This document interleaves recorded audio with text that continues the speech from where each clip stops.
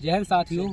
और आज अपन लोग चर्चा करेंगे अपनी जो मेरा आरपीएफ कांस्टेबल का 5 तारीख को 2 सितंबर में पेपर था, तो मैथ और रीजनिंग की वेटेज क्या है। तो भाई H2H क्वेश्चन तो बता नहीं सकते आपको, लेकिन टॉपिक बता देंगे, पहले ही बता रहे।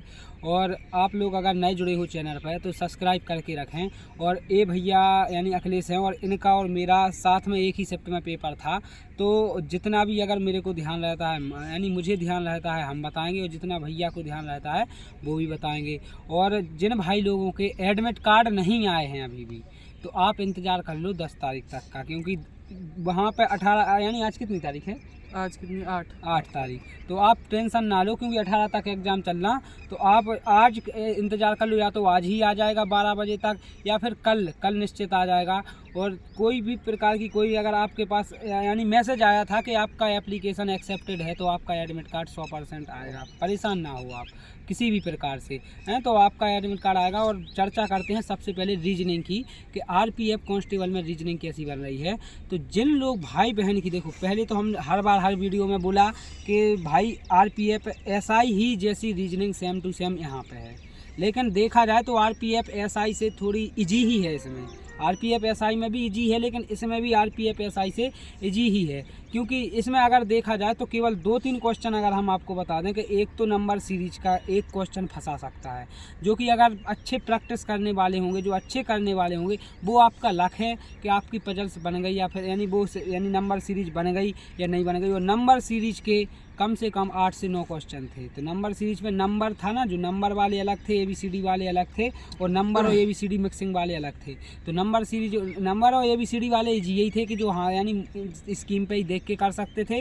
जो नंबर वाले आए थे कि जैसे 15, 20, 25 यानी मान के चलो ऐसे चल रहा है सीरीज, तो उसमें एक तो बिल्कुल ईजी थी, लेकिन एक ऐसी थी कि हम आपके लिए सॉल्यूशन भी बता दे रहा है उसका, कि अगर वो सीरीज समझ में ना आए तो आप ध्यान रखना कि एक बार डिफरेंस देख लेना, और उसका दूसरी बार डिफरेंस देख लेना। दूसरी बार में लगभग तुम्हें समझ में आ जाएगी, और दूसरी बार भी ना आए तो तीसरी बार भी डिफरेंस उसका देख लेना नीचे।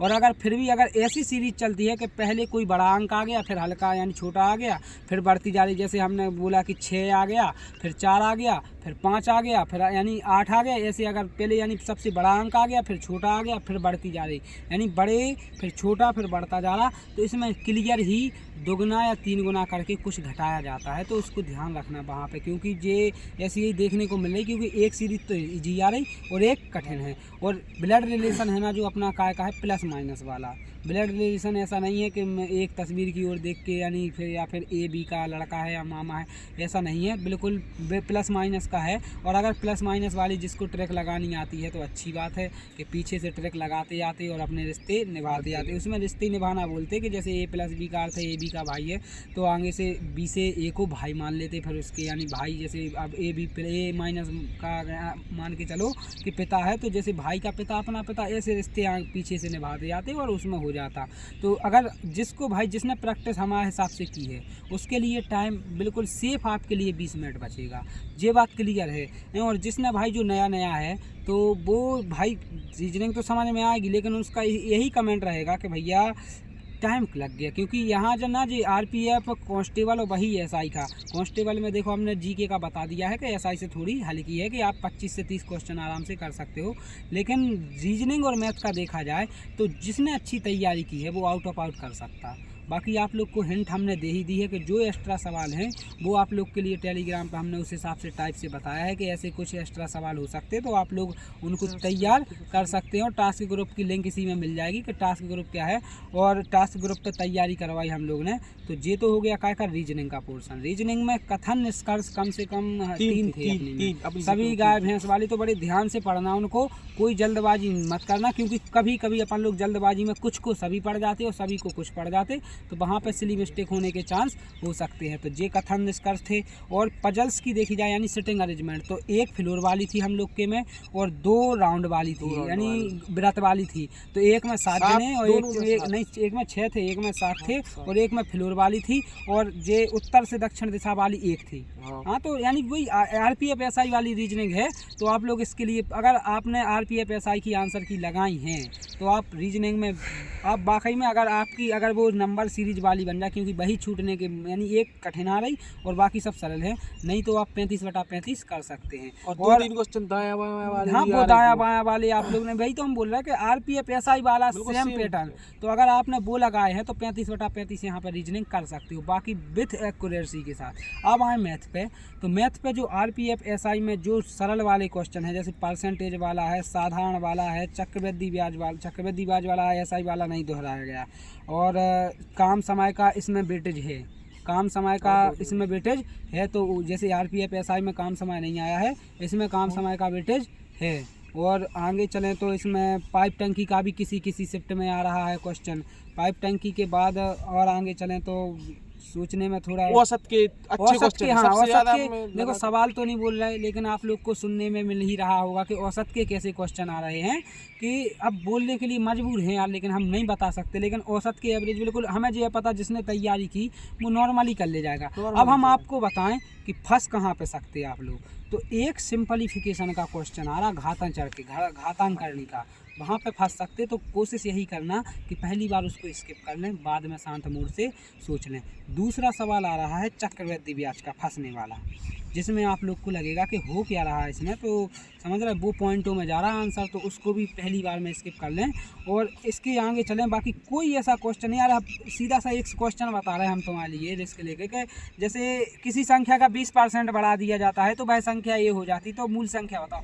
ऐसे सवाल 8 या 9 सवाल थे यही बिल्कुल यही सेम टू सेम कि किसी संख्या का 20%, कभी 15%, या किसी संख्या का 25% कम किया जाता है, उसी संख्या का 20% अधिक किया जाता है, दोनों का डिफरेंस इतना है। तो बताओ यार, इतना इजी है कि आप लोग रियल बात बता रहे हैं कि 5 से 6 सवाल अगर आप शुरू में स्किप कर दोगे तो 20 से 22 मिनट में आपकी पूरी मैथ हो जाएगी। 30 ये बात रियल बता रहे हैं। और हम बताएं ना, हमने 45 मिनट में मैथ रीजनिंग कर चुके थे और आराम से फिर बैठे, कोई बिल्कुल प्रेशर नहीं, आराम से बैठे, इंतज़ार किया कि कब भैया 1.5 घंटा हो रहा है, कब हम बाहर जाएंगे। और बाकी इन भैया का था क्या ओपिनियन रहा अपना बताओ। मैथ का कहा जाए तो जैसे अगर RPF SI में जो अगर उसको 100% वेटेज बोला जाए तो इसमें 70% वेटेज तो था इसमें, कम से कम इसको 70% वेटेज बोल सकती है। कि इतना भी देखो सरल नहीं बोल सकते, हम एक चीज बोल सकते हैं। रीजनिंग हम खुद बोल रहे हैं, रीजनिंग H2S 100% सेम है। हाँ बिल्कुल सेम। मैथ है ना, मैथ आपके वो SI वाली कठिन सवाल हटा दिए जाए, बाकी जितने सरल वाले हैं, देखो यार क्या बताएं तुम्हें, सरल वाले जितने हैं वो H2S छपे हुए हैं। बाकी आप लोग को अगर ठीक है पता चल गया हो, कहीं रिव्यू पे पता चल गया हो तो अच्छी बात है।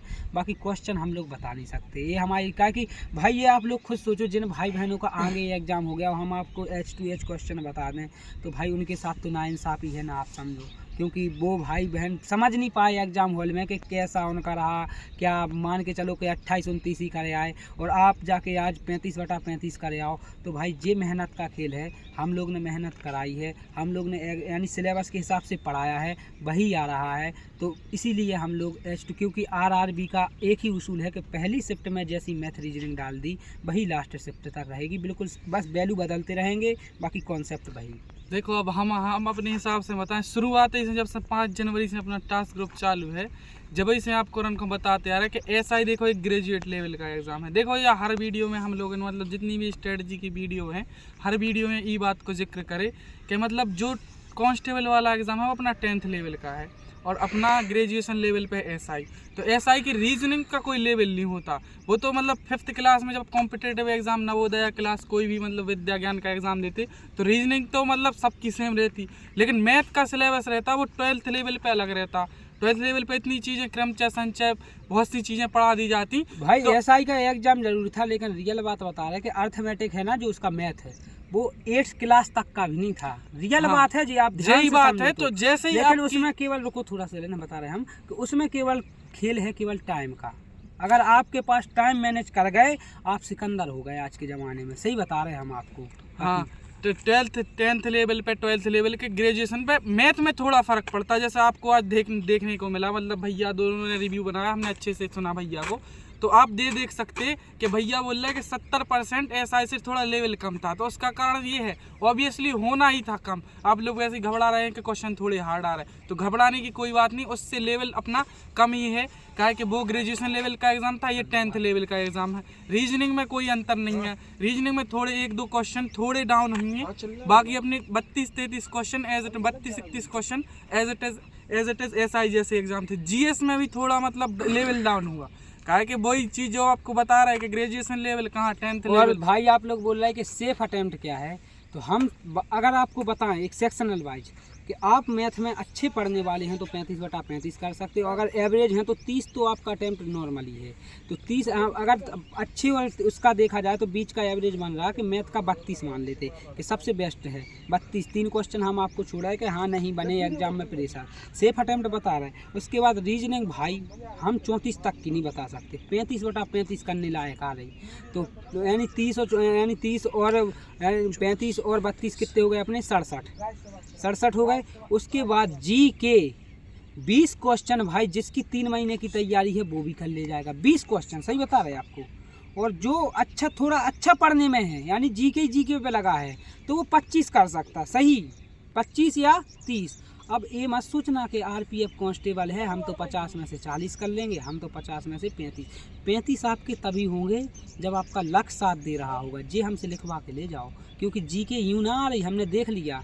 RPF कुछ क्वेश्चन तो सच में समझ में नहीं आया कि बुक में कहाँ पे ढूंढे उनके आंसर, कि हैं कहाँ पे इनके आंसर आखिरकार हैं। तो कभी अपन लोग पढ़ते यानी चीज़ इसमें अवेयरनेस की ज़रूरत है, यहाँ वहाँ का सुनते, कभी यहाँ का रिलेटिव वहाँ का रिलेटिव। अब हम कल किताब पढ़ रहे थे, हम सोच रहे थे कि आप लोग को टास्क ग्रुप पे डाल दिया जाए कि 1991 का आर्थिक संकट डाल दें। हमने 4 किताब पढ़ी भाई, कहीं पे 1991 का आर्थिक संकट में जिस तरह से एग्जाम में आ रहा उस तरह से बिल्कुल भी नहीं है। तो समझ सकते हैं आपके जो किताबों से आउट ऑफ किताबों से नहीं, उसका अवेयरनेस का काम है कि जो आपको नॉर्मली चल रहा है आपके जीवन में, या फिर जो ऐसी सब चीज़ें आ रही हैं उसमें।